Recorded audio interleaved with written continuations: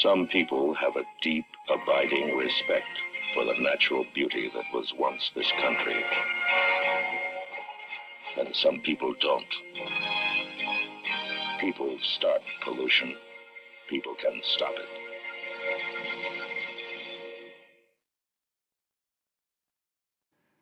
This is an example of a propaganda commercial dealing with the environmental issues. Some of the vocabulary we'll talk about here is presented in this slide. Rachel Carson is considered the founder of the environmental movement when she wrote the book Silent Spring. After 6 months of its publication, nearly 500,000 copies of this were sold.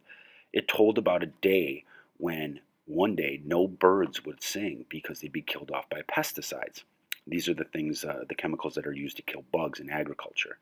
Her influence in writing this book led the nation to really start considering ideas about protecting our environment and to get the politicians to act. One of those was a guy by the name of Gaylord Nelson, a Wisconsin representative who suggested the idea in 1970 of having an Earth Day, where we would sit and recognize the serious environmental problems in our country.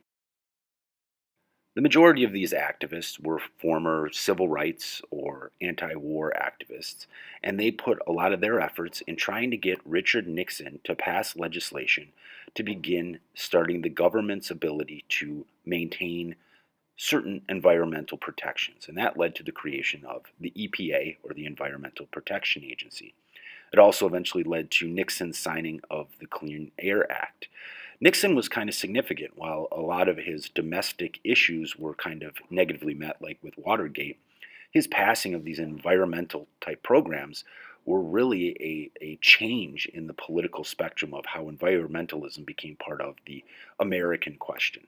This led to other types of environmental projects like conservation of different natural resources in Alaska, the use of a cleaner type of energy, and fighting air pollution. Most of the tactics of the environmentalist movement have used propaganda or advertising to try to get Americans to pay attention and care about the environmental issues facing us. The Crying Indian ad, or ones like this about global warming, have been used to open Americans' eyes to the issues of the environment that we are facing on a day-to-day basis. What types of environmental issues do you worry about? This will be an assignment that you'll work on later in this unit.